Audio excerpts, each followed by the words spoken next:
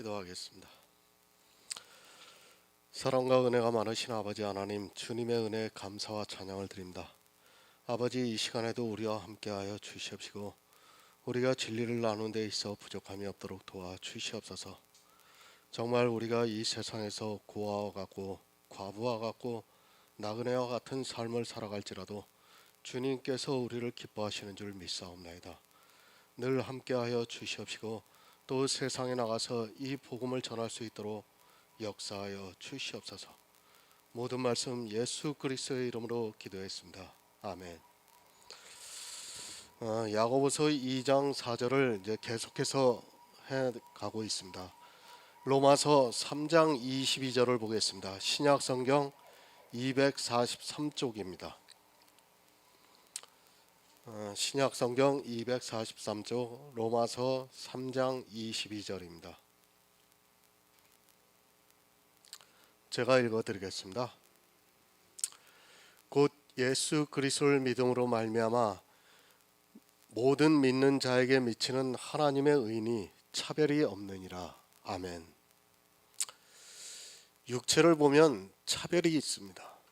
돈을 많이 가진 자, 돈이 없는 자, 또 의롭게 사는 자, 죄인의 모습으로 살아가는 자, 이렇게 육체를 보면 분명히 차별이 있습니다. 그것은 사람이 가지고 있는 눈과 이성에 의해서 자연스럽게 판단이 됩니다. 누가 거기에서 자유로울 수 있겠습니까? 그러나 영을 생각하면 차별이 없습니다. 아니, 차별을 하고 싶어도 차별이 안 된다는 것을 알아야 합니다. 누가 죄인이고 누가 의인이고를 육체는 분명한 차별을 가지고 바라보지만 영은 보이는 것이 아니라 지혜로 아는 것이기 때문에 그 지혜가 차별을 안 하게 만들어주고 있습니다. 육체는 각각 개인이 한 것을 그대로 나타내기 때문에 차별이 있습니다. 하지만 영은 예수님께서 하신 것입니다. 예수님께서 십자가를 통해 이루신 것을 모든 사람이 믿음으로 동일하게 가져오고 있습니다. 이 사람도 믿음으로 예수님의 것을 가져오고 있고, 저 사람도 믿음으로 예수님의 것을 자기 것으로 가져오고, 이 세상 모든 사람이 예수님께서 완전하게 하신 율법의 의를 자기 것으로 가져올 수 있기 때문에 차별이 있을 수 없습니다. 이렇게 생각하면 됩니다. 거저주는 자판기가 있습니다. 그 자판기에서 나오는 것을 가져가는 사람은 누구나 동일한 것을 가져갑니다. 그가 죄인이 되었던 의인이 되었던 그 자판기에서 나오는 것은 모두가 차별이 없습니다. 만약 의인만 가져가려면 문제가 되겠지만 모든 사람이 다 가져갈 수 있다면 그 자판기에서 뽑아 가져가기만 하면 됩니다. 의인이면 좋은 것이 나옵니까? 죄인이라고 해서 그 자판기에서 나쁜 것을 줍니까? 아닙니다. 자판기는 누르기만 하면 모든 사람에게 차별이 없이 주고 있습니다. 바로 그와 같이 예수 그리스도 안에 있는 모든 성도는 차별이 없고, 또 예수 그리스도를 통해서 이 세상을 바라보고 있다면 차별을 할 수도 없습니다. 이것이 영의 비밀입니다. 하지만 이 영의 탄생에 대해서 사람들이 모르고 있습니다. 성경은 우리에게 차별을 없는 것을 주고 있는데 사람들은 자기 이성으로 구별을 하고 있습니다. 사실 예수 그리스도의 영이 내 안에 탄생이 되는 이 비밀은 하나님께서 주시지 않고는 어느 누구도 깨달을 수 없는 신비한 일입니다. 죄인이고 의인이고는 그 사람의 문제입니다. 그러나 자판기에서 나오는 것은 동일하게 같은 것이 나온다는 것을 분명히 알아야 합니다. 자판기가 알아서 너는 죄인이지 너는 의인이지 하고 판단을 하는 것이 아니라 그냥 누르기만 하면 차별이 없는 것을 받을 수 있습니다. 이와 같이 이 세상 모든 사람들은 예수 그리스도를 믿기만 하면 차별이 없는 예수 그리스도의 의를 얻을 수 있습니다. 그래서 그것을 거저주는 은혜라고 성경은 말씀을 하고 있습니다. 그것을 예표로 보여주셨습니다.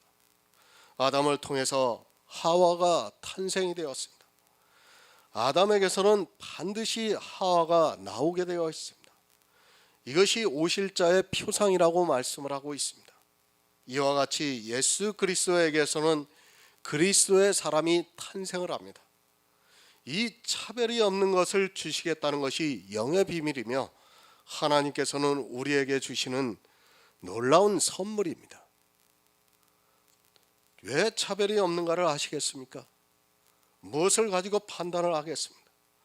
똑같은 것을 받아가지고 있는데 무엇으로 판단을 할 수 있겠습니까?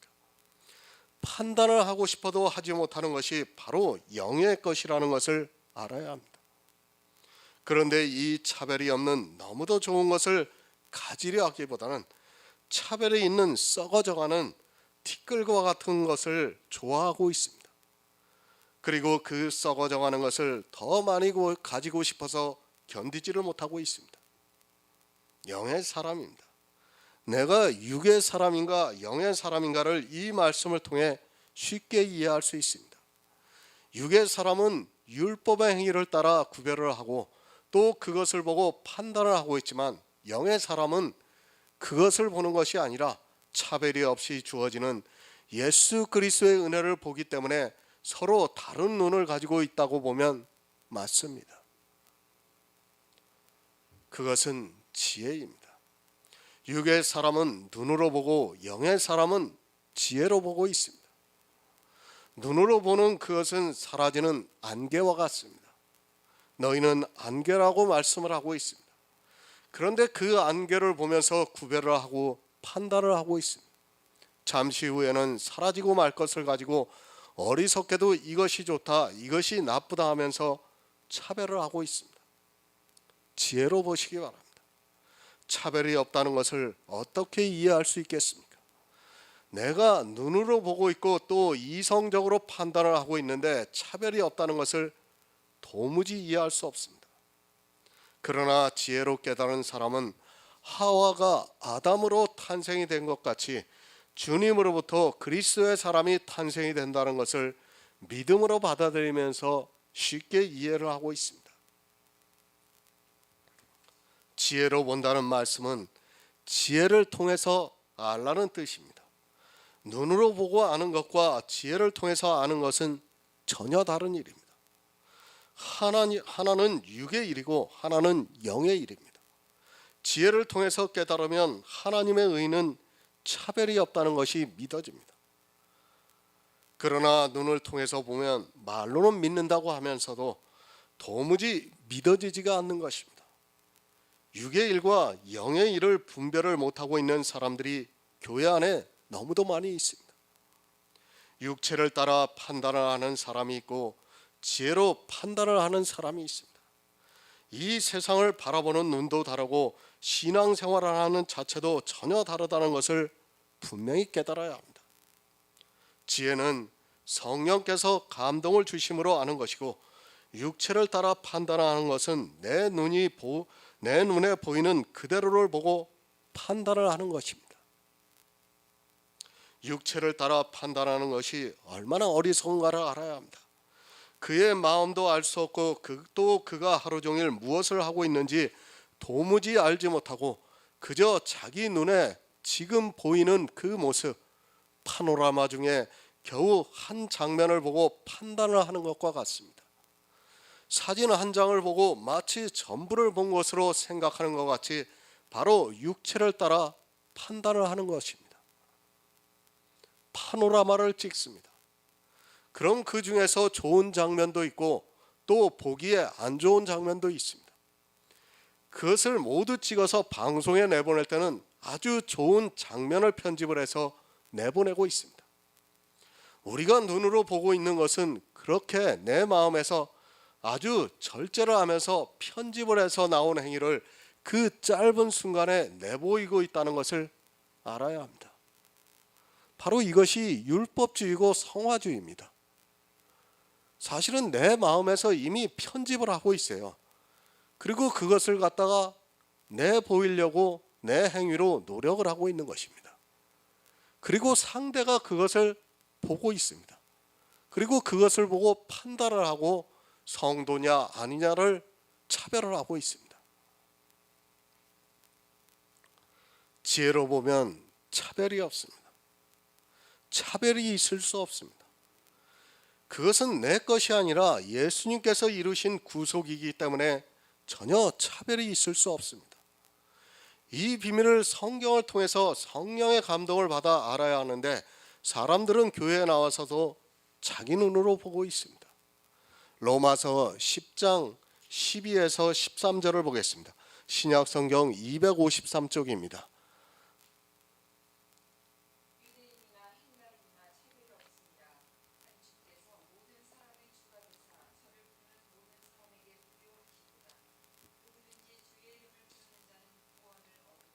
아멘. 유대인과 헬라인이 차별이 없습니다. 그들이 사는 모습 그리고 그들이 지키고 있는 율법의 의를 통해 분명히 차이가 있습니다. 유대인은 어려서부터 성경을 배웠고 또 그들은 철저하게 율법을 지키면서 살았습니다. 또 유대인은 어려서 할례를 받았고 그 할례를 통해 자기들이 아브라함의 자손이라는 표징으로 삼았습니다. 그러나 헬라인은 할례도 받지 않고 율법도 지키지 않았습니다.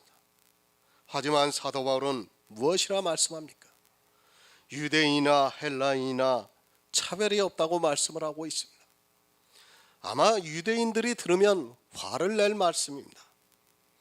그들은 심지어 자기들과 혈통이 섞여 있는 사마리아 사람과도 동일시 취급하는 것을 아주 싫어했는데 어떻게 헬라인과 같은 취급을 받으려고 하겠습니까?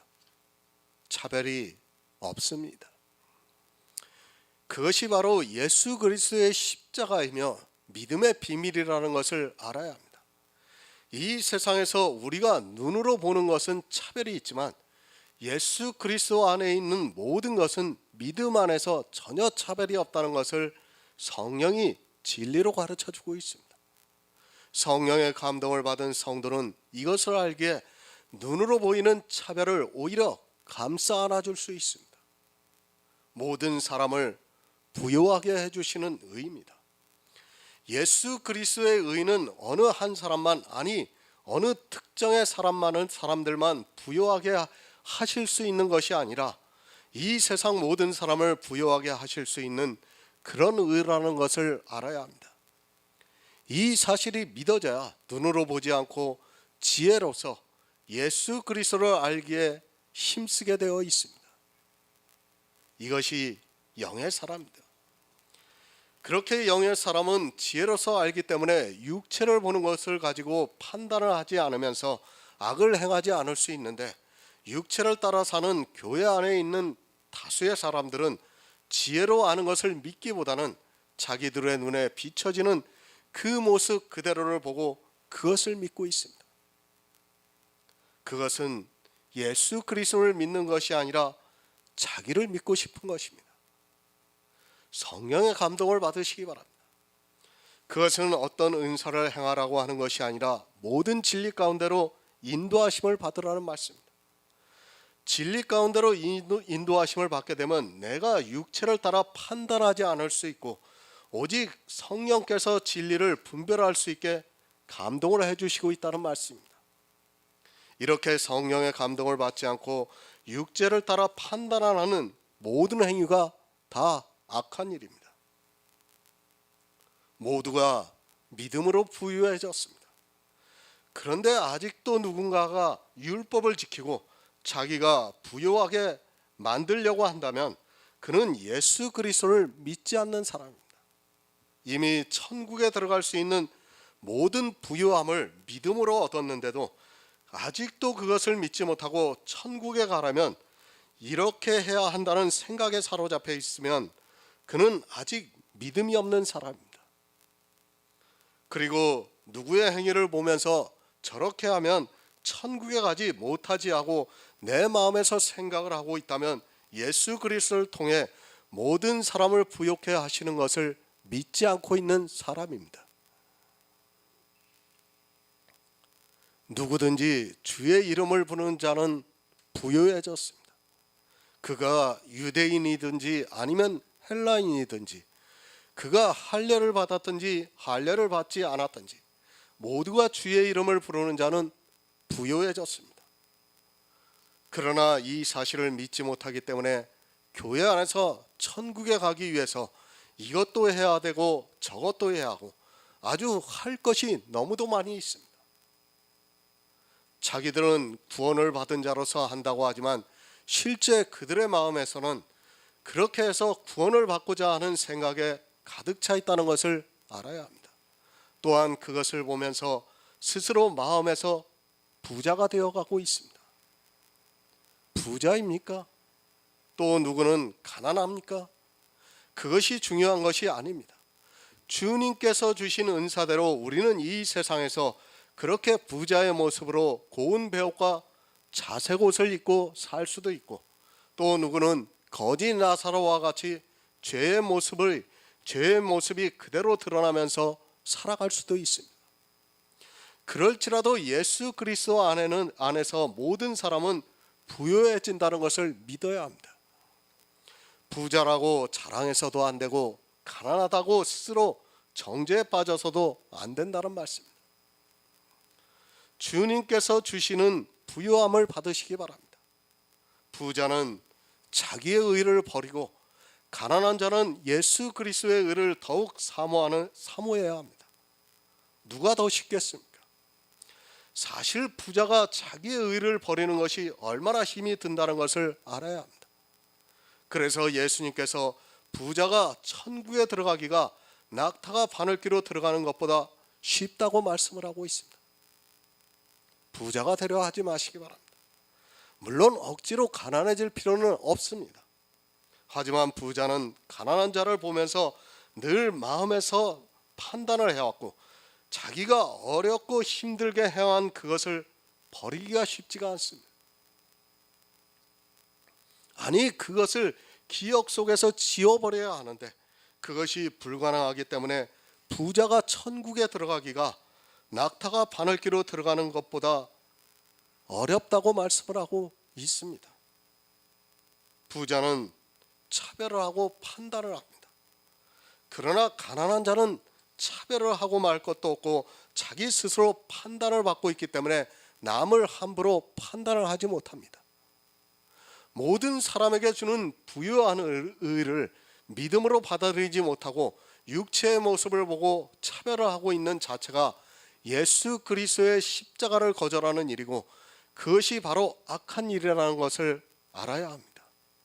야고보서 2장 5절을 보겠습니다. 신약 성경 372쪽입니다.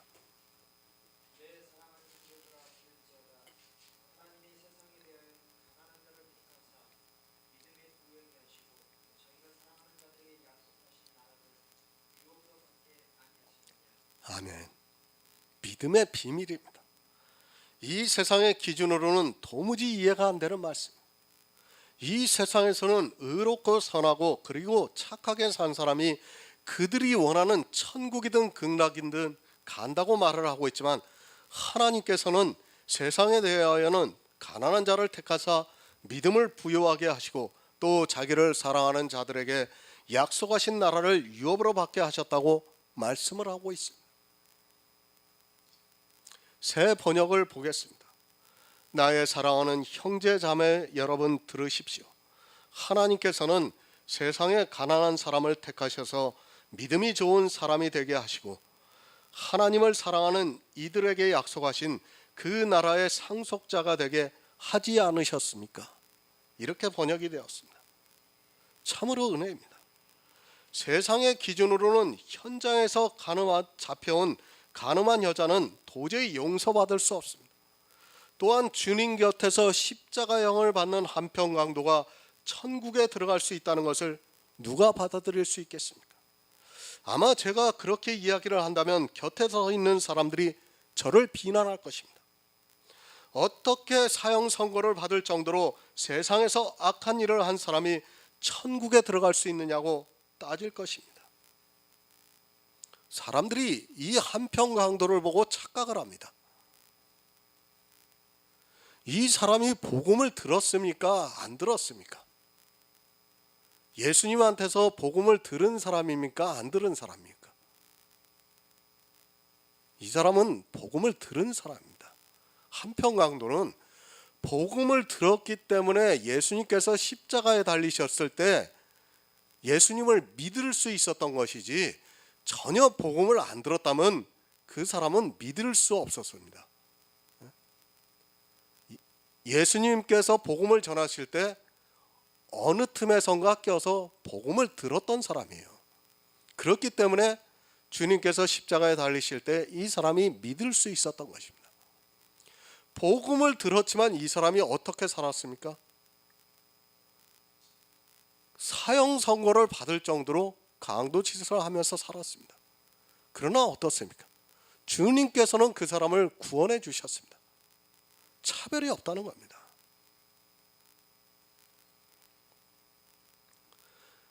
하지만 사람들은 아마 살인을 하고 강도짓을 한 사람이 교회 나와서 구원을 받겠다고 한다 그러면 아마 사람들이 비난을 할 것입니다.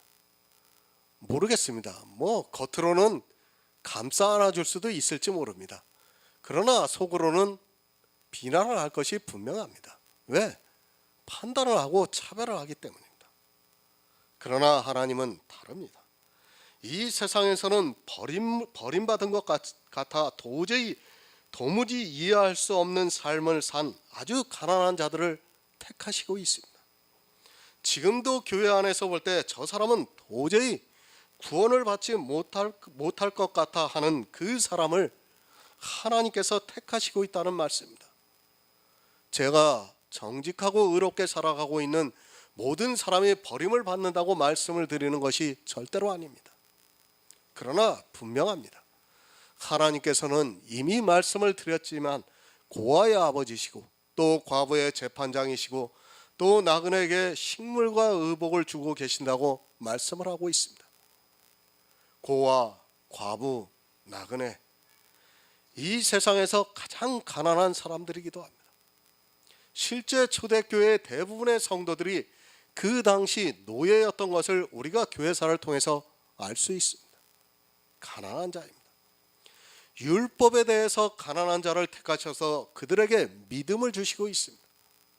사실 내가 가난하지 않고는 믿음이 내 안에 자리할 수 없다는 것을 우리가 먼저 알아야 합니다. 교회 안에서 모든 것을 다 하는 사람은 사실 믿음을 갖기가 얼마나 어려운가를 먼저 알아야 합니다. 믿음을 갖고 싶어도 자기가 행하는 그 행위를 보면 도무지 그 믿음이라는 것을 이해하지를 못하게 됩니다. 세상에서 물질적으로 가난한 자가 아닙니다. 자기가 천국에 들어갈 수 없다는 것을 아는 그런 사람이 가난한 자입니다. 교회 안에는 천국에 들어갈 수도 없는 사람이 마음의 부자가 되어 율법의 의로 부자가 되어 마치 천국의 아들처럼 행세를 하고 있습니다. 그들은 바알을 숭배하면서 물질의 풍요를 누리면서 자기가 하고 싶은 모든 일을 다 하고 있습니다. 내가 가난해야 합니다. 그래야 하나님의 택하심을 받을 수 있다는 말씀입니다. 물질로 부자나 가난하냐의 문제가 아니라 율법의 의로 볼 때 내 스스로 가난해야 한다는 것을 잊지 마시기 바랍니다. 이렇게 가난한 자가 되려면 율법을 바로 알아야 하고 또 성경을 바로 알아야 합니다. 그렇지 않으면 율법으로 성화로 부자가 되게 되어 있습니다. 나를 알아야 합니다. 율법의 의를 보는 사람은 부자가 되게 되어 있고 자기의 연약함을 보는 사람은 더욱 가난해질 수밖에 없다는 말씀입니다. 내가 철저하게 죄인임을 깨달아야 하는데 율법의 의가 보이는 순간, 자기가 교회 안에서 신앙생활하는 것이 보이는 순간 가난해지고 싶어도 안 된다는 것을 우리가 바로 깨달아야 합니다. 가난해지시기 바랍니다. 억지로 내가 가난하다고 해서 가난해지는 것이 아니라 내 존재에 대해서 정확히 인정을 하고 또 성경에서 나를 어떻게 정의하고 있는가에 대해서 바로 알면 가난해질 수가 있습니다. 그러나 율법에 빠지는 순간 절대로 가난해질 수 없다는 것을 또한 분명히 알아야 합니다. 왜 가난해질 수가 가난해질 수가 없는가 하면 내가 지키고 있는 율법을 안 지키고 있는 너무도 많은 사람을 보면 자연스럽게 나는 부자가 되어 있습니다. 율법을 바로 아시기 바랍니다.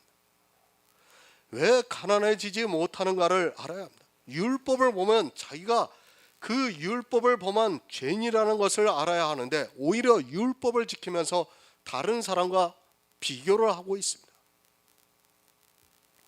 사실 율법을 바로 알고 그것을 내가 다 범한 자라는 것을 알면 가난해지지 말라고 해도 가난해질 수밖에 없습니다.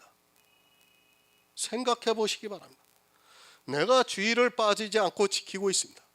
또한 교회 안에서 11조를 내고 있고 또 교회 안에서 행하는 모든 일을 하고 있습니다. 그런데 그렇게 하지 않는 사람들이 이 세상에 너무 많이 있습니다. 기독교인 인구가 약 15%도 채 안 됩니다. 아마 자기네들이 정통이라고 하고 이단이라고 치부를 하면 그 15%에서도 한 10% 정도밖에 안 될 거예요. 또 그 안에서 신앙생활을 바르게 하는 사람은 채 50%도 안 됩니다. 그러면 그 50%도 안 되는 집단에 들어가서 율법의 의를 드러내고 있다면 자기가 부자가 되기 싫어도 이미 마음에서 부자가 되어 있다는 것을 알아야 합니다. 그렇지 않습니까? 10명 중에서 지금 10명 중에서 1명이에요. 우리나라 사람들 볼 때. 그러면 10명 중에서 1명인 내가 잘하고 있으면 나머지 9명이 못하는 것을 당연히 보게 되어 있고 나는 그것을 행하는 그 자체로 이미 부자가 되는 겁니다. 내가 부자가 되고 싶어서 부자가 되는 것이 아니라 나는 정말 하나님 앞에 겸손하고 싶은데 율법을 지키는 순간 나도 모르게 부자가 된다는 말씀입니다.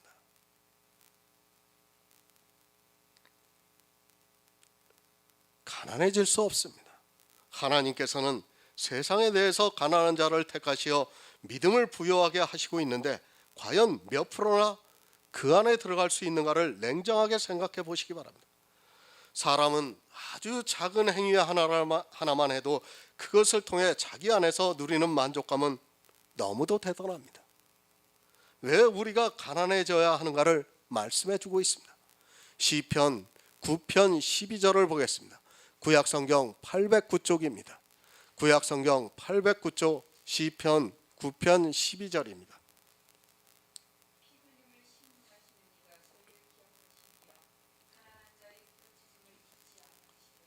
아멘. 가난한 자의 부르짖음을 잊지 아니하시기 때문입니다. 하나님께서는 가난한 자가 부르짖으면 그것을 잊지 아니하시고 기억하고 계신다는 말씀입니다. 그리고 또한 가난해야 하지만 우리가 부르짖을 수 있다는 것을 알아야 합니다. 내 자신이 율법적으로 볼 때 가난해져야 하지만 내가 도저히 내 힘으로는 구원을 받을 수 없다는 것을 알아야 하지만 하나님께 매달리고 부르짖을 수 있다는 말씀입니다. 천국에 가고 싶습니다. 그런데 자기 율법의 의를 보니까 도저히 갈 수 있는 사람이 못 되니까 당연히 부르짖을 수밖에 없습니다. 그러나 교회 안에서 모든 것을 잘하고 있고 자기가 다니는 교회에 나온 것으로 마치 천국행 티켓을 받은 것으로 오해를 하고 있는 사람들은 그런 간절함이 전혀 없다는 것을 알아야 합니다.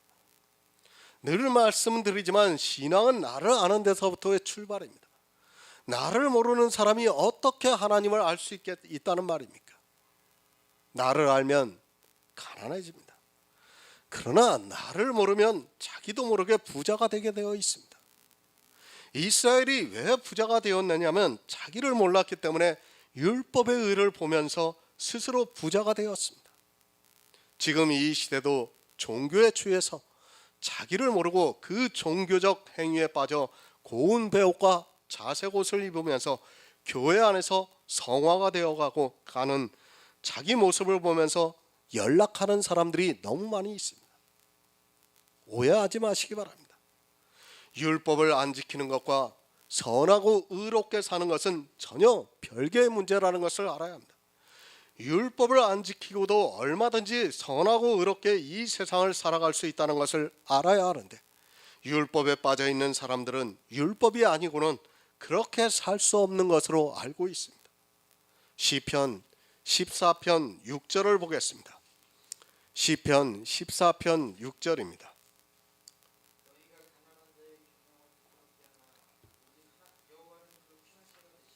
아멘. 율법주의자가 볼 때 가난한 자는 얼마나 한심해 보이겠습니까? 자기들이 지키고 있는 율법의 의를 왜 그들이 못 지키지 못하는가 하면서 오히려 이상하게 생각을 하고 있습니다. 왜 그들이 가난해질 수밖에 없는가? 그것을 이해할 수 있는 지식이 없습니다. 그들은 자기들의 율법의 의를 드러내면서 가난한 자를 부끄럽게 만들고 있습니다. 어떻게 부끄럽게 하고 있습니까? 교회 안에서 자기들이 지키고 있는 율법의 의를 자랑하면서 그렇게 하지 못하는 사람들을 부끄럽게 만들고 있습니다. 정말 먹고 살기 위해서 일요일 날 일을 해야 하는 사람들에게 믿음이 없어서 그렇다고 하면서 자기들은 믿음이 있어서 주일날 이렇게 예배를 드리고 있다고 자랑을 하고 있습니다. 가난한 자의 마음은 전혀 생각하지도 않고 자기들이 지키고 있는 주일이라는 그 날이 너무도 소중하고 그것을 지키는 자기들이 대견하기까지 합니다. 심지어는 그 헌대를 핥았다고 말씀을 하고 있습니다. 가난한 자에게서 보이는 죄를 그리고 지키지 못하는 율법의 의를 보면서 아주 거지로 만들어 버리고 있습니다. 실제 기독교인들 가운데서 이런 사상에 젖어 있는 사람들이 많이 있습니다. 제가 아는 인척 가운데서도 그 형제 한 명이 먹고 사는 것에 지쳐 교회에 못 나오고 있는데 그에게 요구하는 것이 교회만 나오라는 것입니다. 그런데 그는 정말 먹고 사는 것이 전쟁입니다. 교회만 나오면 자기들이 마치 모든 것을 다 해줄 것 같이 이야기를 해주고 있지만 실제 그가 교회에 나와서 비교 대상이 되어야 한다는 것은 자존심의 문제이기도 합니다. 솔직히 자기들은 안 그렇다고 하지만 이미 율법 안에 있는 자체가 비교를 하게 되어 있습니다. 교회만 나온다고 되겠습니까? 그 다음에는 또 다른 것을 요구하고 또 다른 것을 요구하게 되면 그로서는 너무 버거운 짐이 되고 마는 것입니다. 그렇죠. 처음에는 다 교회만 나오면 다 된다고 얘기해요. 그런데 어떻습니까? 지나고 나면 어떻게 됩니까? 율법주의에 푹 빠져 있는 거예요. 안 봐도 뻔합니다. 곁에서 보는 제가 그렇게 느끼고 있다면 다 하고 있는 사람은 오직해나 하겠습니까? 그 사람이 자기도 하나님을 폼나게 믿고 싶지 않겠습니까? 형제들이 다 그렇게 살고 있는데 자기도 그 틈에 끼어서 거드름을 피우고 또 그들과 같이 경우에 바르게 살고 싶지 않겠습니까? 더구나 그 사람도 목사의 자녀입니다. 늘 마음에서는 그렇게 하고 싶지만 현실이 그렇지 못해 삶에 치여 살아가고 있습니다. 그런데 자기들이 다니는 교회에 못 나온다고 멀어지고 있습니다. 그 형제만 멀어지는 것이 아니라 그 자녀들까지 사촌들의 관계까지도 서로가 거의 남남처럼 살아가고 있는 것을 보게 됩니다. 저는 그런 상황을 보면서 늘 안타깝게 생각을 했습니다. 그리고 과연 저들이 형제를 사랑하고 있는가, 주님의 마음을 아는가 하는 생각을 해보았습니다. 피난처가 되시고 있습니다. 부자는 절대로 하나님께 피하려고 하지 않습니다. 지금 이 가난한 자는 세상적으로 가난한 자를 말씀하는 것으로 오해하지 마시기 바랍니다. 정말 하나님을 믿고 싶고 또 신앙생활을 잘하고 싶은데 그렇지 못하고 그들이 지키고 있는 율법의 행위를 지키지 못해서 스스로 포기를 하고 또 그들의 틈에 끼지 못하는 그런 가난한 사람입니다.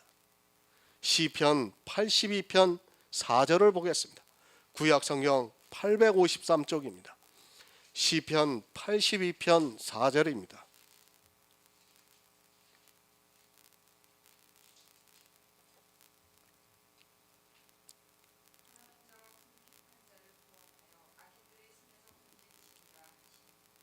아멘. 이스라엘이라는 교회입니다. 그 안에 가난한 자가 있고 또 악인이 있습니다. 이 악인은 다른 말로 하면 부자입니다. 이 둘은 늘 교회 안에 있다는 것을 알아야 합니다. 지금 이 시대도 교회 안에는 이 둘이 항상 있고 교회 안에는 악인이 더 많다는 것을 잊지 말아야 합니다. 그러나 불행하게도 악인은 자기가 악인이라는 것을 전혀 깨닫지 못하고 있습니다. 교회 안에는 악인이 많이 있습니다. 그런 악인의 손에서, 그런 부자들의 손에서 주님께서는 가난한 자들을 건져내시고 있습니다. 내가 한 가지 율법을 행하는 그것으로 내가 악인이 될 수 있음을 기억해야 합니다. 이 율법의 문제에 대해서는 잠시 후에 말씀을 드리기 때문에 이 정도에서만 그치겠습니다. 정말 율법의 문제가 해결이 안 되면 여러분의 구원은 허상에 불과하다는 것을 명심해야 합니다. 누가 악인입니까? 주님께서는 교회 안에 나왔지만 생명을 얻지 못하는 사람들을 악한 자들이라고 말씀을 하고 있습니다.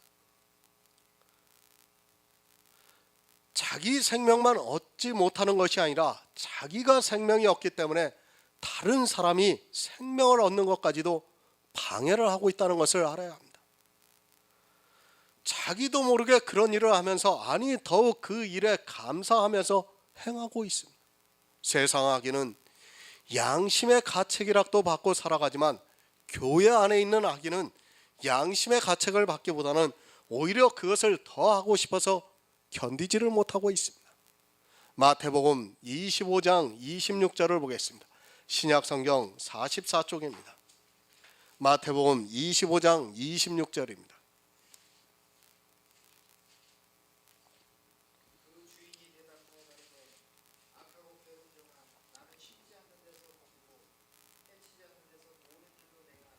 아멘. 누구에게 하시는 말씀입니까? 주님께서 복음을 주셨는데 생명의 달란트를 남기지 못한 한 달란트를 받은 사람에게 악하다고 말씀을 하고 있습니다. 이 달란트는 생명입니다. 주님이 주신 생명의 씨에 내 안에 생명을 탄생시키라는 말씀입니다. 그런데 교회 안에 이와 같이 한 달란트를 받은 자는 생명을 탄생시키지를 못하고 있습니다. 자기만 그런 것이 아닙니다. 자기가 생명이 없기 때문에 자기를 통해 배운 모든 사람들 역시 생명이 있을 수 없는 것입니다. 생명이라는 것은 내가 있어야 그 생명을 전달할 수 있는데 나도 없는 생명을 누구에게 줄 수 있겠습니까? 구원을 받지 못한다면 그가 이 세상 교회 안에서 교인으로서 어떠한 일을 했다 할지라도 그는 악한 자입니다. 나만 악한 것이 아닙니다. 내가 목사인데 내가 생명이 없다면 나를 통해 배우고 있는 모든 사람은 생명이 없다는 것을 알아야 합니다. 내가 생명이 있어도 사실은 생명을 받는 것이 쉽지가 않아요.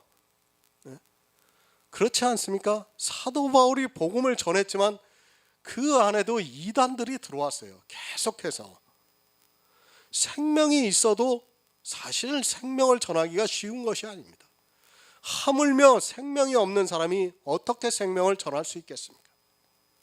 내가 생명이 없는 상태에서 나에게 배우는 사람이 생명이 있을 수 있다는 생각을 하지도 마시기 바랍니다.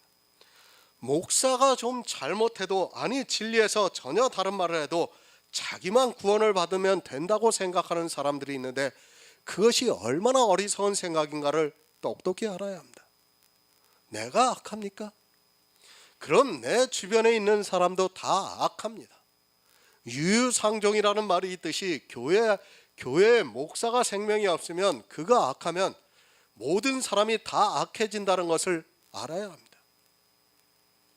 이스라엘의 바리새인, 제사장, 서기관들이 악하니까 이스라엘 백성이 다 악해졌습니다. 그때 주님이 오셔서 이 악한 자들의 손에서 가난한 자들에게 복음을 전파해 주시고 그들을 구원해 주셨습니다. 세상 이야기가 아닙니다. 성경을 보면서 세상과 교회로 보지 마시기 바랍니다. 성경 안에 있는 거의 모든 문제는 교회 안에서 일어나고 있는 문제입니다. 교회 안에 있는 가난한 자와 교회 안에 있는 부자를 말씀하고 있는 것이지, 세상 사람들은 이 성경을 보지도 않고 보려고도 하지 않습니다. 교회 안에 있는 사람도 성경을 안 보는데 세상 사람들이 성경을 보겠습니까? 참으로 안타깝습니다. 이런 문제들을 보면서 세상과 교회를 생각하고 있습니다. 교회 안에 있는 부자와 교회 안에 있는 가난한 자를 말씀하고 있고, 그 교회 안에 있는 부자, 곧 악한 자들이 지금도 교회 안에서 가난한 자의 경영을 부끄럽게 하고 있고 그들을 율법주의에 빠지게 만들고 있습니다. 그 손에서 하나님께서 가난한 자들을 구원해 주시고 있다는 말씀입니다. 이것을 알아야 합니다. 얼마나 큰 은혜인가를 알아야 합니다. 저 역시도 율법적으로 가난한 사람입니다. 그래서 늘 교회 안에 들어가면 왠지 서먹하고 내가 주인이라는 생각을 하지 못했습니다. 그 이유는 내 인척들이 너무도 철저하게 신앙생활을 했고 그들과 비교할 때 저는 감히 따라갈 수 없는 존재였고 때로는 아주 숨이 막힐 정도였습니다. 물론 저도 한때는 아주 열심을 내서 신앙생활을 했을 때도 있었습니다. 그러나 제가 이렇게 돌이켜보면 제 인척들과 저를 비교하면 제가 숨이 막혀요. 숨이 막혀. 그럴 정도로 그 사람들은 아주 율법을 철저하게 지키면서 살아갔습니다. 아니, 교회 안에서 목사로, 그리고 집사로, 장로로 그렇게 살아갔습니다. 그런 사람들을 보면서 정말 내가 저 사람들을 어떻게 따라갈 수 있는가 늘 고민이 되었습니다.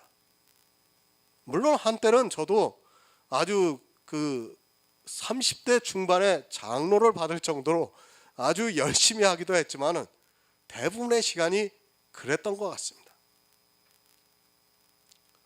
그래도 주변에서 어려서부터 신학을 공부하라는 권유를 많이 받으면서 살았습니다. 그런데 내 자신이 너무 가난하다는 것을 알았기 때문에 나 같은 사람이 어떻게 목사가 되겠느냐고 신학을 공부하지 않았습니다. 부자들의 행위가 내게는 넘을 수 없는 산 같은 것으로 앞에 딱 버티고 있기 때문에 또 도저히 할 수 없었습니다. 그런 제가 복음을 알고 이제 목사로 살아가고 있습니다. 그 이유는 제가 부자가 되었다는 것이 아니라 역시 가난하지만 예수님이 주시는 부요함을 가지고 있기 때문입니다. 사실 그때나 지금이나 율법의 의로 볼 때는 별로 차이가 없어요. 제가 변한 것이 별로 없어요. 물론 복음을 제가 알다 보니까 좀 많이 유해졌습니다. 그거는 아무래도 제가 복음이 있어서라기보다는 이제 나이가 들어가니까 아마 유해지지 않나 그런 생각도 해보고 있습니다. 아마 여러 가지 복합적인 것이 있다고 생각을 하고 있습니다. 예전에 비해서는 그렇습니다. 가난해야 합니다. 일부러 그렇게 살라고 드리는 말씀이 절대로 아닙니다. 나를 알면 내가 누구인가, 내가 어떤 존재인가를 성경을 통해서 정확히 알면 가난해질 수밖에 없습니다. 자기를 모르기 때문에 신앙생활을 하면서 부자가 되고 있고 또 그 부자가 되어서 악한 자가 되는 것이지, 나를 알면 그렇게 하고 싶어도 안 되게 되어 있습니다. 생명에 대해서 가난해지라는 말씀입니다. 생명을 얻는 데 있어서 가난해지면 자연스럽게 하나님을 부르짖을 수 있고 그런 성도의 기도를 들어주시겠다는 말씀입니다. 그런 가난한 자를 하나님께서 택하셔서 그들에게 믿음을 주셔서 예수 그리스도를 믿음으로 말미암아 부요하게 해주시고 있다는 말씀입니다. 율법의 행위를 보면 부자가 되지만 예수 그리스도의 십자가를 보면 저절로 가난해지게 되어 있습니다. 시편 40편 17절을 보겠습니다. 구약성경 832쪽입니다. 구약성경 832쪽 시편 40편 17절입니다.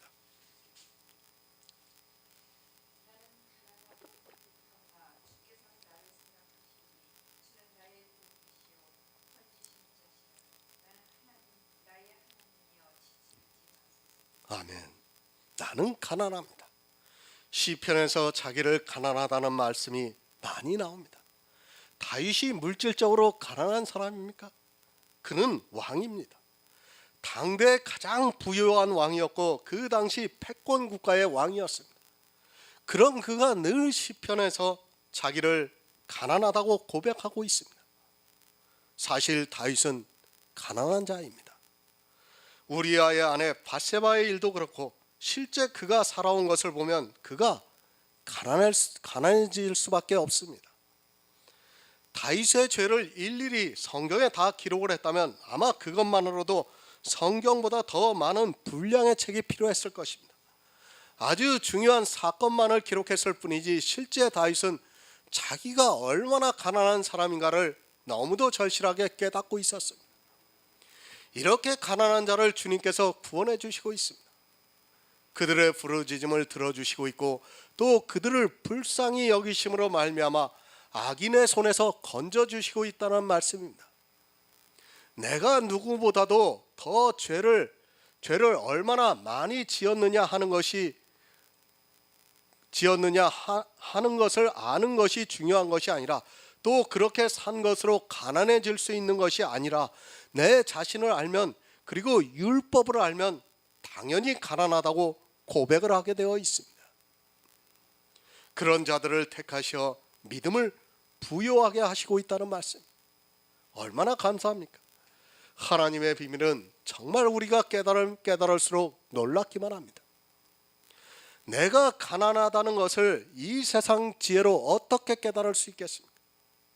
그러나 성령이 오셔서 진리 가운데로 인도함을 받고 있고 율법의 그림자를 걷어내고 나면 자기가 얼마나 가난하다는 것을 깨달을 수 있습니다. 로마서 5장 20절을 보겠습니다. 신약성경 246쪽입니다. 신약성경 246쪽 로마서 5장 20절입니다.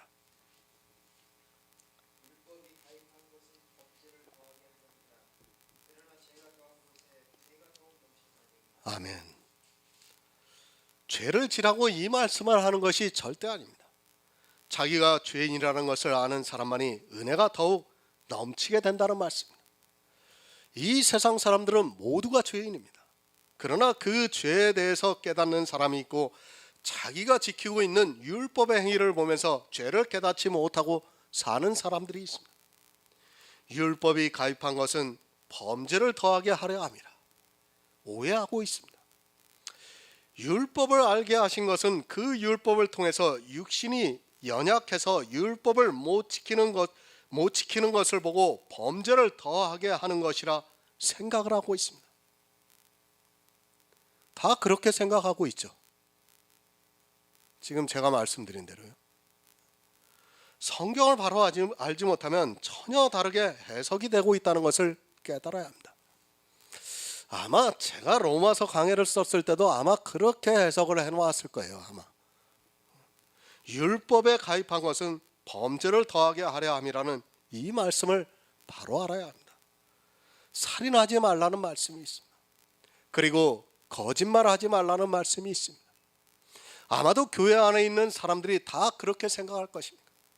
자기는 살인을 하지 않았지만 그래도 거짓말을 했다고 생각하면서 율법에 가입해서 자기가 살인을 하지 않았지만 그래도 거짓말을 한 것을 깨달았다고 말할 것입니다. 이 말씀을 보면서요. 그것이 아닙니다. 왜 우리를 율법에 가입하게 하셨습니까? 왜 성경에 율법을 기록하셨고 그것을 보게 하시고 있습니까? 그것은 율법에 살인하지 말라는 말씀을 보고 내가 살인한 자라는 것을 깨닫게 해주시기 위해서라는 말씀입니다. 내가 살인한 자라는 것을 깨달은 성도만이 범죄가 더해지는 것입니다. 그러나 율법에 기록되어 있는 살인한 자라는 것을 보고도 자기가 살인한 자라는 것을 모른다면 범죄가 전혀 더하지 않습니다. 그렇지 않습니까?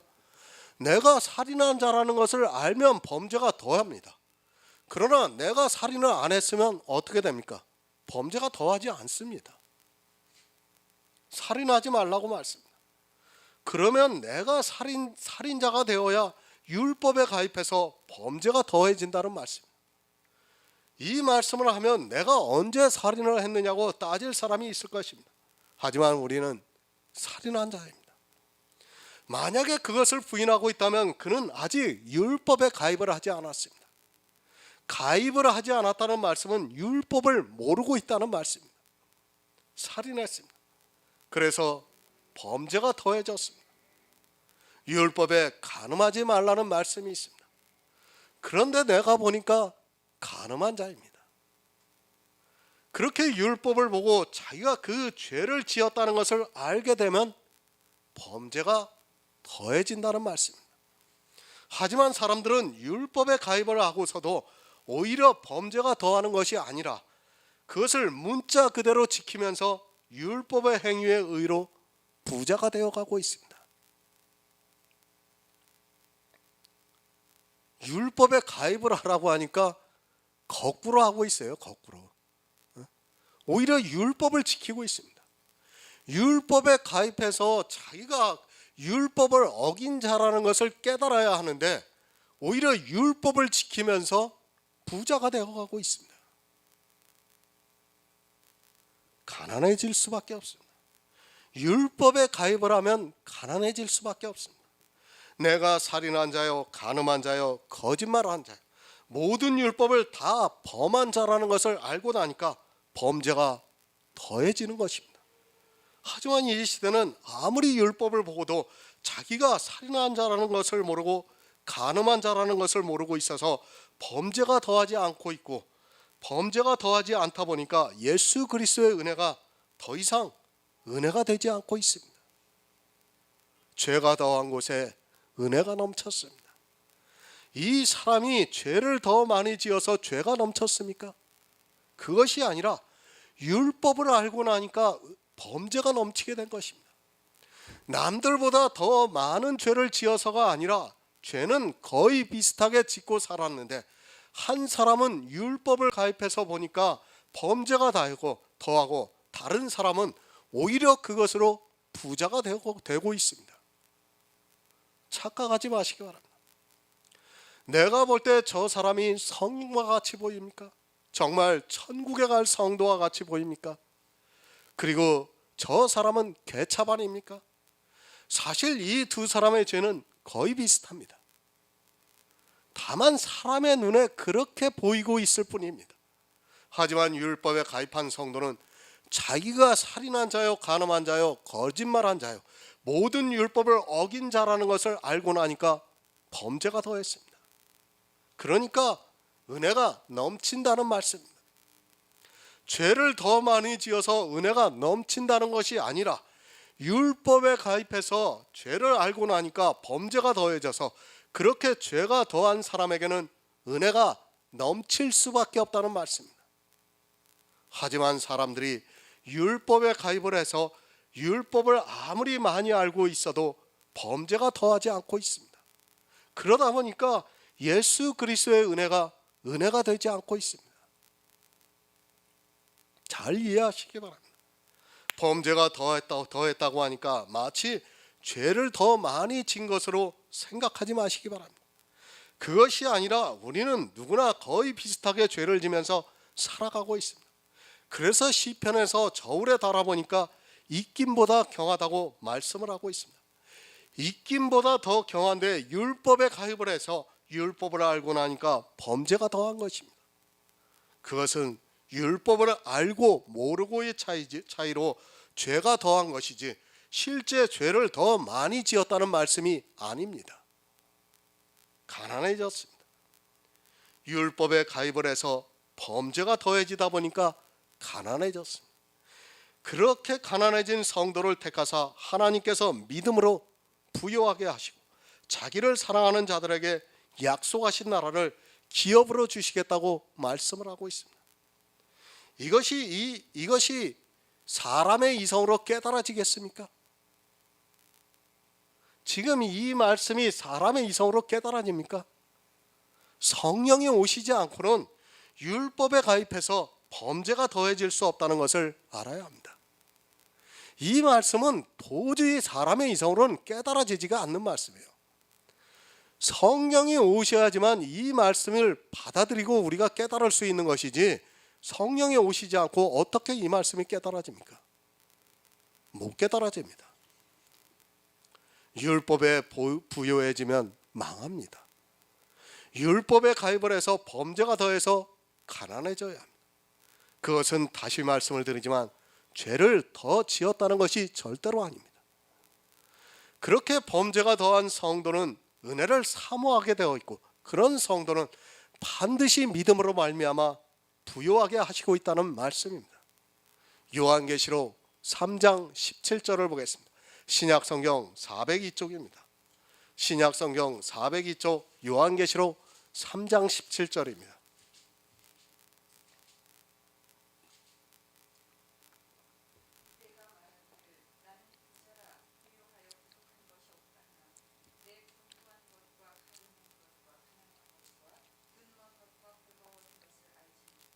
아멘. 라오디게아 교회에게 하시는 말씀입니다. 이 교회는 자기들의 행위로 말미암아 아주 부요하게 살아가고 있습니다. 마치 나사로와 부자의 비유에서처럼 부자가 되어 고운 옷과 자색 옷을 입고 자기들의 눈으로 보는 행위로 인하여 부자가 되어 있습니다. 이렇게 율법의 행위로 부자가 되면 반드시 망하게 되어 있습니다. 그들이 성령이 교회들에게 하시는 책망을 듣고 그것을 회개하지 않는다면 반드시 망하게 되어 있습니다. 제가 말씀을 드립니다. 하나님 앞에 나오는 모든 인생은 뼛속부터 율법주의입니다. 누구나 하나님 앞에 나오는 순간 너무도 잘하고 싶어합니다. 그래서 스스로 율법주의에 빠져들어가고 있습니다. 그런 자기들의 행위를 보면서 스스로 부자가 되어 자기 영혼의 가난함을 알지 못하고 있습니다. 율법으로 부유해지려 하지 마시기 바랍니다. 내가 하고 있는 신앙생활의 의로 부유해지려고 하지 마시기 바랍니다. 그것은 망하는 길입니다. 성도는 그런 육적인 것으로 부유해지려고 하는 것이 아니라 오히려 그것을 경계해야 합니다. 골로새서 2장 2절을 보겠습니다. 신약성경 325쪽입니다. 신약성경 325쪽 골로새서 2장 2절입니다. 이는 저희로 마음의 유연을 받고 사랑 안에서 연합하여 원만한 이의 모든 부유에 이르러 하나님의 비밀인 그리스도를 깨닫게 하려 합니다. 아멘. 예수를 알면 부유해집니다. 하나님의 비밀인 예수 그리스도로 말미암아 내 영혼이 부유해지고 있습니다. 그것은 썩어지는 것이 아니라 또 사라지는 것이 아니라 영원히 나에게 있는 하늘의 생명입니다. 예수 그리스도로 말미암아 부유해지라고 성경 가르쳐주고 있습니다. 그 안에 모든 보화가 있습니다. 이 세상에서 누리는 것이 아니라 잠시 머물다가는 이 세상에서의 부요가 아니라 영원히 누릴 수 있는 부요함이 하나님의 비밀인 예수 그리스도 안에 있다는 말씀입니다. 이 비밀, 믿음의 비밀을 모르는 사람은 절대 이해하지도 깨닫지도 알지도 못하는 부요함입니다. 이 부요함을 세상에 대하여 가난한 자들에게 주시고 있습니다. 내가 가난하면 구하게 되어 있습니다. 돈이 없으면 돈을 구하게 되어 있고, 사랑이 없으면 사랑을 구하게 되어 있습니다. 여러분의 마음이 어디에 있는가에 따라 그 구하는 것이 다를 수 있습니다. 내 마음이 천국에 있다면 그곳에 들어갈 수 있는 의를 구하게 되어 있습니다. 믿으시기 바랍니다. 내 행위를 버리고 믿음으로 예수 그리스도를 아는 지혜로 성경을 보고 있다면 스스로 가난해져서 주님의 의를 구하게 되어 있습니다. 심령이 가난해져서 천국을 구하게 되어 있다는 말씀. 그런 가난한 자를 택하셔서 믿음으로 부요한 자가 되게 하시고 있습니다. 그리고 그들을 택하사 약속하신 나라를 유업으로 주시겠다고 말씀하고 있습니다. 심령이 가난한 자가 천국에 들어갈 수 있습니다. 나를 알아야 심령이 가난해질 수 없습니다. 나를 모르면서 어떻게 심령이 가난해질 수 있습니까? 내가 죄인이라는 것을, 아니 이 죄인에게서 벗어날 수 없다는 것을 너무도 처절하게 알고 있는 사람만이 가난해질 수 있고, 그런 성도들에게 하나님께서 약속하신 나라를 유업으로 주시겠다고 말씀하고 있습니다. 약속입니다. 믿음에 대해서 말씀을 드리면서 약속을 믿어야 한다고 말씀을 드렸습니다. 이 약속을 믿어야 합니다. 믿음이 있는 성도는 가난한 자를 택하사 믿음으로 부유하게 하시고 그들에게 약속하신 나라를 기업으로 주실 것을 확실하게 믿고 있습니다. 받았습니다. 우리는 이미 천국을 받았습니다. 앞으로 내가 신앙생활을 잘해서 받는 것이 아니라 이미 약속을 통해 받았습니다. 믿음은 바라는 것의 실상이라고 말씀하고 있습니다. 내가 이 약속을 믿고 있다면 이미 천국을 받은 성도라는 말씀입니다. 앞으로 내가 신앙생활을 꾸준히 잘해서 천국을 받는 것이 아니라 이미 받았다는 것을 믿으시기 바랍니다. 교회 안에 아직 못 받은 사람이 많이 있습니다. 아니, 그렇게 가르치고 있습니다. 누가 그렇게 가르치고 있느냐면 율법의 멍에를 얹어주려고 하는 사람이 그렇습니다. 율법을 통해서 자기들이 이득을 취하려고 하면 이미 받았다고 하면 안 됩니다. 그래서 구원을 받았다가도 못 받을 수 있는 것처럼 이야기를 하고 있습니다. 믿음은 단회적인 사건입니다. 그리고 한 번 주신 것을 다시 빼앗지 않는다는 것을 알아야 합니다. 사람은 혹시 그럴 수 있을지 몰라도 하나님께서는 절대로 한 번 주신 것을 다시 빼앗지 않습니다. 빼앗는다고 믿는 사람들은 그들이 믿는 그대로 다시 빼앗기고 말 것입니다. 그런 사람은 처음부터 믿음이 없었던 것이지 믿음이 있다면 절대로 빼앗기지 않습니다. 생명의 탄생은 단회적입니다. 그 생명을 살렸다가 다시 죽이고 또 살렸다가 다시 죽이고 하는 것이 절대로 아닙니다. 육체의 생명도 한 번 주셨다가 가져가시면 그것으로 끝이 나는 것입니다. 그 육체를 다시 살리시지 않습니다. 그렇지 않습니까? 우리 육신이 죽으면 그것으로 끝입니다. 영혼의 생명도 우리는 이미 아담이 범죄했을 때 죽었습니다. 그것으로 끝나는 거예요. 그리고 이제 우리에게 새 생명을 주신 것입니다. 그것을 믿어야 되는 것입니다. 육체의 생명이 살았다가 죽었으면 그것으로 끝이 납니다. 우리 영혼은 모두가 죽어 있습니다. 아담이 범죄를 한 이후로 출생을 하는 모든 인생들의 영혼은 죽어 있습니다. 그런 죽은 영혼을 주님께서 전혀 다른 생명, 하늘의 것으로 탄생을 시키고 있습니다.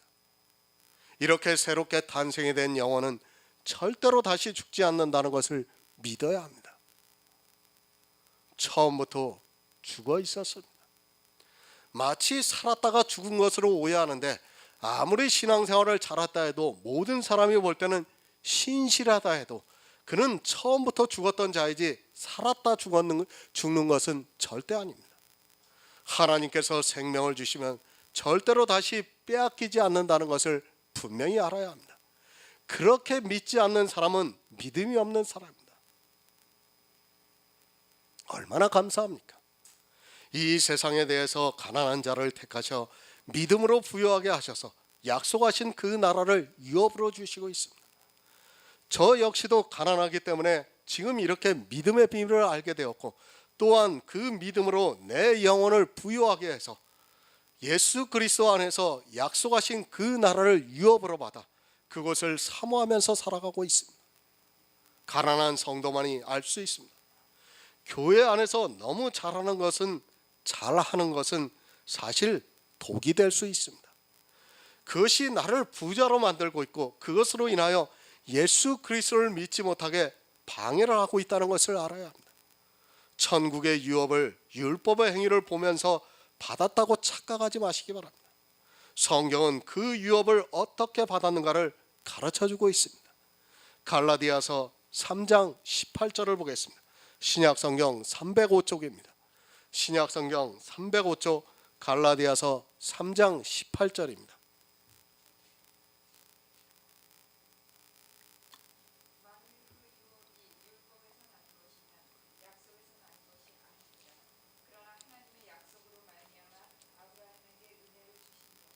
아멘.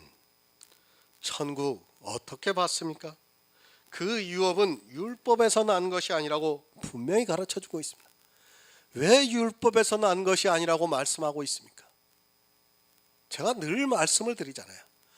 율법과 예수 그리스도는 생명이에요. 생명. 두 가지는 다 생명이에요.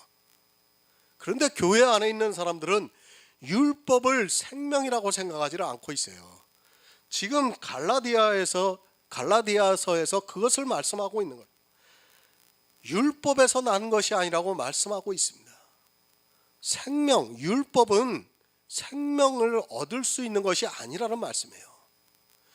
지금 아브라함이 유업을 얻은 것은 율법에서 난 것이 아니라는 말씀이에요. 그런데 사람들은 율법을 이상하게 생각하고 있어요. 그냥 성도들이 성경에 있으니까 우리가 성도로서 당연히 지키면서 살아가야 하지, 이 정도로 생각을 하고 있습니다. 이것이 얼마나 큰 잘못된 생각이라는 것을 사람들은 알지 못하고 있습니다. 율법은 생명이에요. 생명. 그것은 그냥 내가 몇 개를 취해서 이것은 지켜야 하고 이것은 지키지 말아야 하고, 이것이 아니에요. 율법은 다 지키면 나에게 생명을 주고 하나라도 못 지키게 되면 나에게 사망을 주는 것입니다. 근데 사람들은 그것을 깨닫지 못하고 율법을 그냥 교회 안에서 사람의 이성으로 생각하고 지키면 좋지, 그렇게 생각을 하고 그냥 지키고 있습니다. 약속에서 난 것이 아닙니다. 그 약속은 은혜로 거저 주시는 선물이라는 말씀입니다. 내가 율법을 잘 지켜서 받을 수 있는 것이 아니라 내가 교회 안에서 신앙생활을 잘해서 받을 수 있는 것이라 아니라 약속을 믿는 믿음으로 은혜로 말미암아 받을 수 있는 것입니다. 유업은 약속을 믿는 믿음으로 받는 것인데, 그렇게 은혜를 입은 성도는 율법을 지켜야 합니다라고 기록해야 맞습니다. 그러나 율법에서 난 것이 아니라고 단정을 지어서 말씀을 하고 있습니다. 천국은 분명히 약속을 믿는 믿음으로 은혜로 주어지는 하나님의 선물입니다. 그 선물을 받았는데 아직도 율법이 필요하다면 그것은 선물을 다시 돌려주겠다고 주장하는 것과 다르지 않습니다. 야고보서 2장 6절을 보겠습니다. 너희는 도리어 가난한 자를 멸시하였으나 부자는 너희를 압제하며 법정을 끌고 가지 않느냐. 아멘. 하나님께서는 가난한 자의 부르짖음을 들으시고 있습니다. 그러나 교회에 있는 사람들이 오히려 가난한 자를 과시하고 있습니다. 업신여겨 하찮게 대한다고 말씀을 하고 있습니다. 육체의 모양을 보니까 가난한 자를 업신여기게 되어 있습니다. 자기는 너무도 당연하게 하고 있는 신앙생활의 행위를 하지 못하고 있는 가난한 자를 아주 업신여기고 있습니다. 어느 시대를 막론하고 똑같습니다. 율법주의자들은 율법을 잘 지키지 못하는 사람들을 아주 업신여기고 하찮게 여기고 있습니다. 예수님께서 오셨을 때도 그 당시 바리새인들은 자기들과 같이 율법을 지키지 못하는 사람들을 아주 하찮게 되었습니다. 그래서 바리새인이 기도하지 않습니까? 나는 저 세리와 같지 않다고 기도를 하고 있습니다. 이 시대도 그렇습니다. 자기들은 못하는 것이 없습니다. 특히 교회를 짓고 아름다운 교회에서 예배를 드리는 사람들은 그렇게 하지 못하는 목회자들을 보면 도저히 이해를 하지 못하고 있습니다. 그리스도 편지에서 아무리 진리를 전하고 있어도 사람들은 역시 자기들의 눈으로 보이는 것을 따라가고 있습니다. 만약에 그리스도 편지 선교회가 그래도 근사한 건물을 가지고 있다면 지금보다는 더 많은 사람들이 강의를 듣고 있지 않을까 생각해 봅니다. 그렇지 않았겠습니까?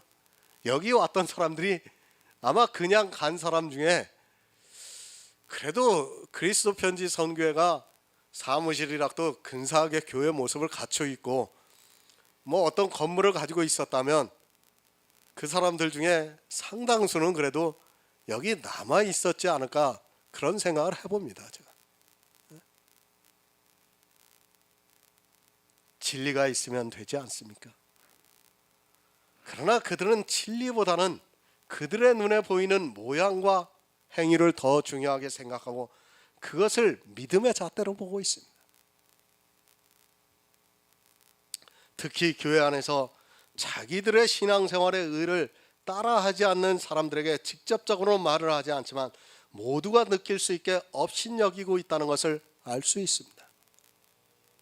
사실 초대교회를 생각해 보시기 바랍니다. 그리고 예수님을 생각해 보시기 바랍니다. 예수님이 어디 근사한 데서 가르치셨습니까? 그리고 초대교회 교인들 사도들이 어떤 건물을 짓고 가르쳤습니까? 아니에요.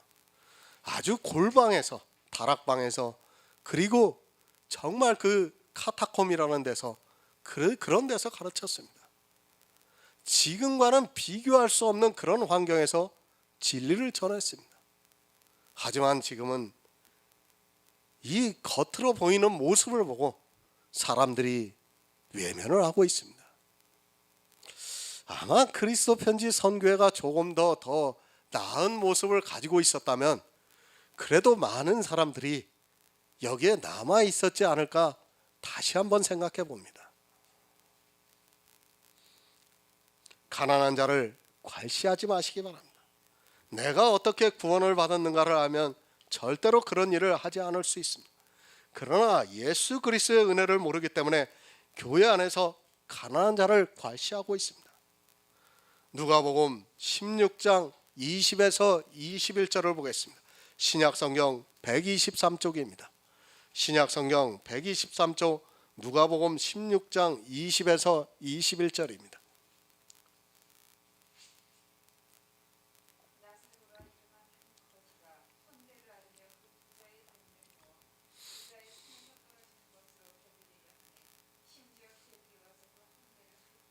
아멘.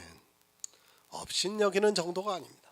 개들이 와서 그 헌대를 핥더라고 말씀을 하고 있습니다. 그 헌대는 바로 상처를 말씀하고 있습니다. 보이는 죄의 모습입니다. 율법을 잘 지키지 못하는 나사로의 모습을 보고 개들이, 율법주의자들이 나사로를 업신여기고 그것도 모자라서 죄를 드러내고 있다는 말씀입니다. 거지를, 가난한 자를 괄시하고 있습니다. 이 시대도 교회 안에 있는 사람들 중에는 이렇게 개들이 되어서 가난한 사람들이 신앙생활을 잘하지 못하는 것을 보면서 비판을 하고 있습니다. 자기가 어떻게 해서 구원을 받았는가 하는 것을 모르기 때문에 거지 나사로의 헌대를 앓으면서 그를 업신여기고 있습니다. 사실 은혜를 가슴 깊이 알고 있는 성도는 절대로 신앙생활의 행위를 이야기하지 않습니다. 자기를 모릅니다. 역시 나사로와 다를 것이 없는 거지와도 같은 옷을 입고 있으면서도 자기 눈에 보이는 신앙생활의 행위를 보면서 착각에 빠져 있습니다. 사실 이 세상 모든 사람은 거지 나사로와 다름이 없습니다. 정말 율법에 대해서 바로 알면 거지 나사로가 될 수 있는데 율법을 문자적으로 지키다 보니까 자기는 부유하고 저 사람은 거지같이 보이는 것입니다. 자기들은 잘합니다. 생각해 보시기 바랍니다. 남들은 일요일이라고 놀러 가고 자기들이 좋아하는 것을 하고 있는데 자기는 주일이라고 하면서 교회에 나가서 예배를 드리고 있다면 사실 비교 자체가 안 됩니다. 그렇게 열심히 하고 있는 사람들은 그렇지 않은 사람들을 보면서 괄시를 하게 되어 있습니다. 사실은 나나 그나 역시 주님의 은혜가 아니면 안 된다는 것을 알아야 하는데 자기 신앙생활의 의로 눈이 멀어서 괄시를 하게 되어 있습니다. 물론 표면적으로는 안 그렇죠. 그러나 어떻게 합니까? 나는 구원을 받은 성도라고 얘기를 하고 있습니다. 저 사람들은 구원을 못 받았다고 이야기합니다. 그 자체가 이미 괄시를 하는 거 아닙니까? 내가 주님의 은혜를 알면 절대로 그런 생각을 가질 수가 없습니다. 나를 아시기 바랍니다. 다윗과 같이 시편에서 나는 가난하오니 그런 고백이 내 입술에서 나와야 합니다. 물질적으로 가난한 것이 아니라 내 신앙생활의 의로는 도무지 천국에 갈 수 없다는 것을 인정하는 그런 고백이 있어야 합니다. 잠언 17장 5절을 보겠습니다. 구약성경 929쪽입니다. 구약성경 929쪽 잠언 17장 5절입니다. 가난한 자를 조롱하는 자는 이를 지으신 주를 멸시하는 자요 사람의 재앙을 기뻐하는 자는 창조를 멸치 못할 자니라. 아멘. 누가 창조하셨습니까?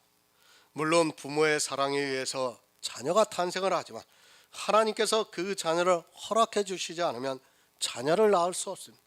하나님께서는 이 세상에 살아갈 수 있도록 각자에게 은사를 주셨습니다.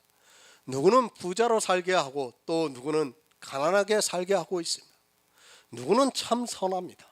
또 누구는 너무도 의롭고 법이 없어도 이 세상을 살아갈 수 있게 그렇게 창조를 하셨습니다.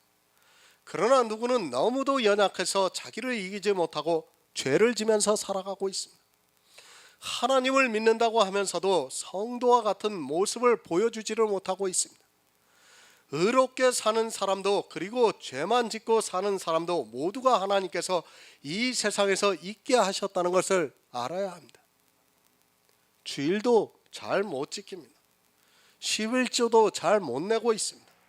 또 교회에서 하는 모든 일에 잘 따라가지를 못하고 있습니다.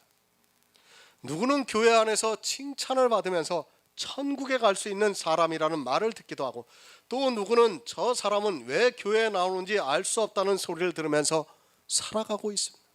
또 누구는 아예 교회에 나오는 것이 부담스러운 사람도 있습니다. 그러나 그 모두가 하나님이 있게 하신 사람입니다. 하나님께서 그를 그렇게 만드셨는데 그를 조롱하는 것은 하나님을 멸시하는 것이라는 말씀입니다. 내가 그림을 그렸습니다. 내 딴에는 정말 정성을 다해서 역작을 만들었는데 그 그림을 보고 누군가 와서 쓰레기로 버리라고 한다면 여러분은 어떻겠습니까? 발명을 합니다. 평생을 한 가지만 가지고 노력을 했는데 다른 사람이 와서 그깟 것을 만들기 위해서 평생을 낭비했느냐고 하면서 자기 만든 물건을 아주 쓰레기 취급을 한다면 어떻겠습니까? 빵집에서 빵을 굽습니다. 그런데 그 빵을 먹어본 사람이 이 빵이 너무 맛이 없다고 버리라고 한다면 그 빵을 만든 장인은 자기가 모욕을 당하게 되는 것입니다. 마찬가지로 하나님께서 이 세상에 가난한 자도 만드시고 부자도 만드셨는데 부자가 가난한 자를 보고 조롱을 한다면 그것은 가난한 자를 만드신 하나님을 멸시하는 행위라는 것을 알아야 합니다.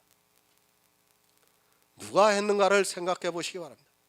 부자도 하나님께서 그리고 거지 나사로도 하나님께서 만드셨는데 부자는 연락을 하면서 살았고 나사로는 그 부자 밑에 있는 율법주의자들에 의해서 조롱을 당하고 있었습니다. 그렇게 조롱하는 자들은 나사로를 만드신 하나님을 멸시를 한다는 말씀입니다. 내가 잘났다고 정말 교회 안에서 자랑하지 마시기 바랍니다. 특히 특별한 은사를 가진 사람들은 정말 조심하고 또 조심을 해야 합니다. 아무도 괄시하지 마시기 바랍니다. 그 역시도 하나님께서 나게 하셨다고 생각을 하면 감히 그를 보면서 멸시하고 조롱을 하는 그런 행위를 하지 않을 수 있습니다. 아니 내 마음에서 그런 생각까지도 해서는 안 됩니다. 하나님에게 빵이 맛이 없다고 하는 것은 빵을 만드시는 하나님을 멸시하는 것과 마찬가지입니다. 그런 생각들을 교회 안에서 얼마나 많이 하고 있습니까? 인생은 다 같습니다. 누가 누구를 조롱할 처지가 못 됩니다. 모두가 죄인이고 또 선을 행하는 자가 하나도 없는데 누가 누구를 조롱할 수 있겠습니까? 혹시라도 내 마음에서라도 그런 생각을 갖지 마시기 바랍니다. 죄인이 죄인을 보고 조롱하는 것은 한마디로 자기 처지를 모르고 자기 안에 있는 들보를 모르고 상대를 조롱하는 것입니다. 인생은 똑같습니다. 사람의 이성으로는 다르게 보입니다. 그러나 성경은 의인은 없나니 하나도 없다고 정의를 내리고 있습니다. 그런 기초적인 말씀이 바로 서 있지 못하다 보니까 자기가 교회 안에서 조금 하고 있는 그 행위를 보고 그렇게 하지 못하는 사람들을 마음으로 조롱을 하고 있습니다. 누가 그렇게 하고 있는? 교회 안에 있는 사람들입니다. 왜 조롱을 하느냐면 자기는 너무도 잘하고 있는데 상대가 그것을 하지 못하고 있기 때문에 조롱을 하고 있습니다.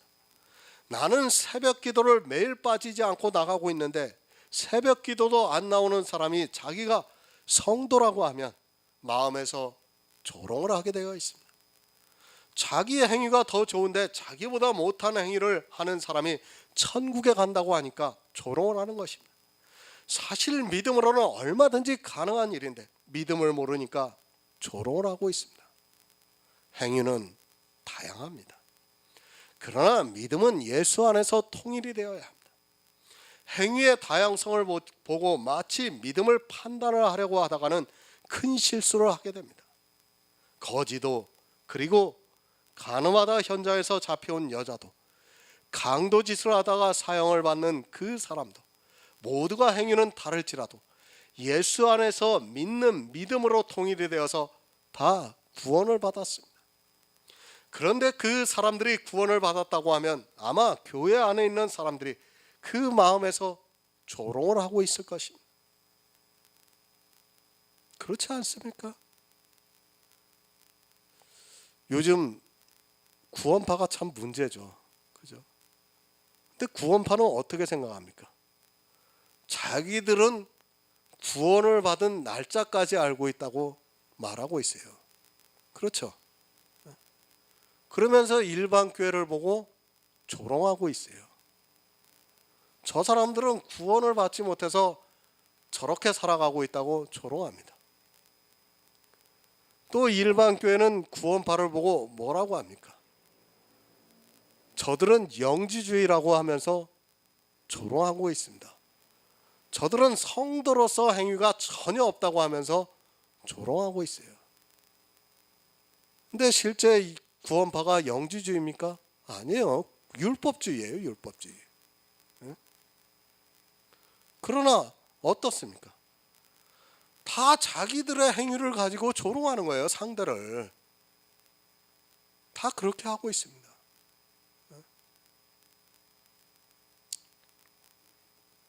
부자는 너희를 법정으로 끌고 간다고 말씀을 하고 있습니다. 어떻게 법정으로 끌고 가고 있습니까? 그 율법을 지키지 않으면 율법에 의해서 정죄를 하고 있습니다. 법정이라고 하니까 꼭 세상 법정을 생각하고 있는데 그것이 아니라 율법에 따라 정죄를 하는 그것이 법정이 됩니다. 그 정죄하는 것이 정죄가 되기 때문에 법정이라는 말씀입니다. 요한복음 8장 10절을 보겠습니다. 신약성경 158쪽입니다. 신약성경 158쪽 요한복음 8장 10절입니다.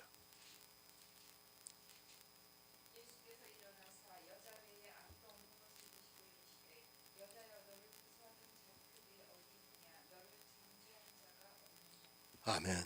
법정으로 끌고 왔습니다. 예수님을 통해서 율법대로 판단을 하기 위해서 현장에서 간음하다 잡혀온 여자를 끌고 왔습니다. 이렇게 율법주의자들의 생각은 늘 율법의 법정에 서 있습니다. 그리고 자기들이 지키고 있는 율법에 의해서 재판을 하고 있습니다. 이 여자를 자기들이 알고 있는 율법대로 돌로 쳐 죽이려 하고 있습니다. 부자들은 그렇습니다. 지금도 교회 안에서 율법을 잘 지키고 있는 사람들은, 신앙생활을 아주 잘하고 있는 사람들은 가난한 자들을 압제하면서 자기들이 지키고 있는 율법을 지키라고 법정으로 끌고 가고 있습니다. 율법의 법정에서 사람들을 세우고 스스로 정죄에 빠지게 만들고 있습니다. 이 세상 법정을 말씀하는 것이 아니라 율법의 잣대를 들이대면서 정죄에 빠지게 만들고 있습니다. 누가 이 여자를 끌고 왔습니까? 당시 율법의 의로 흠없는 율법을 가지고 있었던 바리새인과 서기관과 그를 따르는 율법주의자들이 이 여자를 끌고 왔습니다. 부자들은 이렇게 지금도 교회 안에서 자기들이 지키고 있는 신앙생활의 의를 강하게 요구하고, 또 그렇게 하지 않는 사람들을 율법의 법정으로 끌고 와서 정죄에 빠지게 만들고 있고, 그것이 스스로 정죄하게 만들어서 사망에 빠뜨리고 있다는 말씀입니다. 요즘 참 편합니다. 자기에게 반대를 하는 사람이 있으면 무조건 신천지로 몰아가고 있는 것을 보면서 교회가 타락을 해도 너무 타락했다는 것을 알 수 있습니다. 감히 교회에서 반대 목소리를 내기만 해도 그는 무조건 신천지에서 온 사람이라고 공격을 하고 있습니다. 그렇죠. 요즘 교회에서 다 그렇게 하고 있어요. 신천지라는 말 한마디 하면 이미 그 사람은 신천지가 되어버리는 거예요. 교회 안에서. 목사의 그 말 한마디에 그 사람은 신천지에서 온 사람이 되고 있어요. 그것이 지금 교회입니다. 압제하고 있습니다. 누가 압제를 하느냐면 교회 안에 있는 악인이 압제를 하고 있습니다. 시편 17편 9절을 보겠습니다. 구약성경 813쪽입니다. 시편 17편 9절입니다.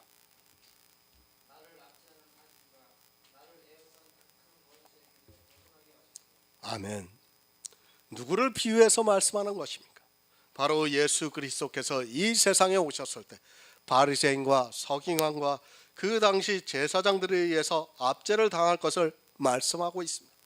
율법주의자들은 그렇게 이 시대도 역시 압제를 하고 있습니다. 생각해 보시기 바랍니다. 한 달에 100만 원 버는 사람이 있는데 1000만 원 버는 사람이 100만 원을 11조를 해서 복을 받았다고 하면, 또 그렇게 해야 한다고 한다면 100만 원을 버는 사람을 압제를 하면서 11조로 강요하고 있습니다. 100만 원에 10만 원은 너무 큽니다. 그렇지 않습니까? 아니, 생명과도 같은 돈입니다. 그런데 그 돈을 뜯어내기 위해서, 아니 그것을 자기들이 잘하는 일이라고 미혹이 되어서 바알 사상에 물들어서 물질의 축복을 받기 위해서 강하게 요구를 하는 것은 한마디로 강도짓을 하는 것과 다를 것이 없습니다. 사실 100만 원을 받아서 한 달을 살기도 너무 힘든 것이 요즘의 생활입니다. 그렇지 않습니까? 제가 이야기를 들었어요. 저 구로병원에서 청소하는 아줌마인데 한 달에 한 8, 90만 원을 벌어요. 그 사람이 월세를 20만 원을 내고 있대요. 근데 거기서 또 11조를 하고 있대요. 왜 그렇습니까? 왜 그렇습니까? 압제를 당하고 있기 때문에 자기도 모르게 그렇게 하고 있는 거예요. 얼마나 그게 악한 일이고 강도짓입니까, 사실. 이게 실제 있는 일이에요. 이게 지금 그 사람이 왜 합니까? 교회 안에서 1000만 원 11조를 내는 사람들이 내가 11조를 잘해서 복을 받았다고 하니까 그 자기가 8, 90만 원 받는 거에서 8, 9만 원을 11조로 하고 있는 거예요. 얼마나 악한 짓입니까? 압제가 달리 압제가 아닙니다. 11조만 있습니까? 주일헌금에, 그리고 감사헌금에, 그리고 선교헌금에, 구제헌금에, 절기헌금에 등등 이런 헌금을 다 하려고 하는 것은 너무도 힘에 버겁습니다. 율법에 나온 대로 하라고 하는 것이 얼마나 큰 압제를 하는 것인 줄을 모르고 악을 행하고 있습니다. 그것이 악이라는 것을 모르고 오히려 더욱 열심을 내고 있습니다. 부자는 1000만 원을 내고 당당합니다. 아니 11조를 하고 주일도 지키고 또 봉사도 하고 하는 이 모든 것을 하는 데 있어 전혀 문제가 되지 않는 환경에서 살아가고 있습니다. 그런 것을 간증도 하고 또 이야기를 하면서 가난한 자의 마음을 압제하고 있는 것이 바로 종교에 빠져 있는 교회의 모습입니다. 못하면 고소를 합니다. 누구에게 고소를 합니까? 율법을 들이대면서 고소를 하고 있습니다. 율법에 있는 대로 하지 못하는 사람들을 고소를 하고 있습니다. 율법의 법정으로 끌어들여 자기들이 너무도 잘하고 있는 그것을 보면서 고소를 해서 정죄에 빠져 사망에 이르게 만들고 있습니다. 그렇지 않습니까? 지난번에 우리 이태무 목사님이 저기 누구야?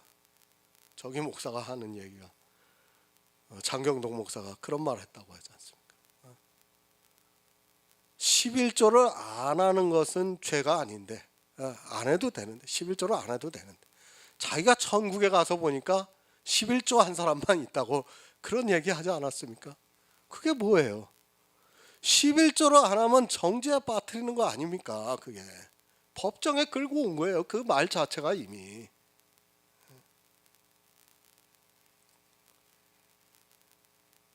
법정으로 끌고 가서 고소하는 사람들은 절대로 가난한 자를 하지 않습니다. 자기도 가난한데 누구를 법정으로 끌고 가겠습니까? 그렇지 않습니까? 부자가 그렇게 하는 것입니다. 요한복음 5장 45절을 보겠습니다. 신약성경 152쪽입니다. 요한복음 5장 45절입니다.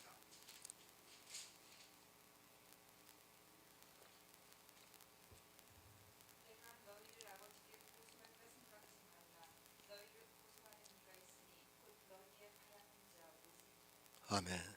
누가 고소합니까? 이스라엘이 그렇게 바라던 자 모세가 법정으로 끌어가서 그들을 고소한다고 말씀을 하고 있습니다. 지금도 교회 안에서 율법의 행위를 하고 있는 사람들은 그렇게 사람들을 율법의 법정에 세우고 있습니다. 자기들이 지키고 있는 율법의 의를 지키지 못하고 있는 사람들을 율법의 법정에 세우고 있습니다. 고소하지 마시기 바랍니다. 율법을 지키고 있는 자체가 이미 고소를 하고 있는 것입니다. 하지만 사람들은 그것을 믿음이라고 착각을 하고 있습니다. 사람은 내가 이것을 하면 저 사람도 같이 하기를 바라고 있습니다. 그것이 바로 율법주의고 이 세상 모든 사람의 생각입니다.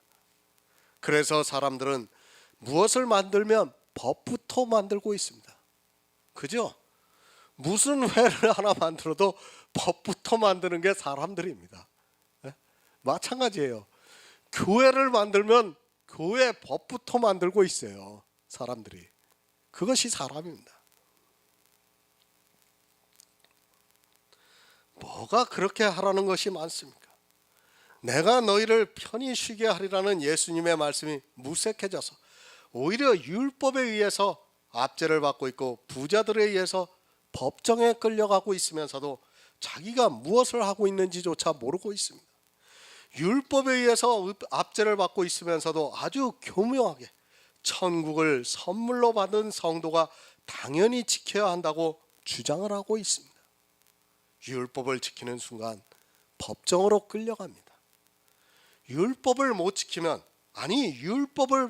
율법을 못 지키면 반드시 그 율법에 의해서 처벌을 받아야 합니다. 처벌은 그냥 육적으로 받는 것이 아니라 영적으로 받는 거예요. 그러나 율법이 없으면 어떻게 됩니까?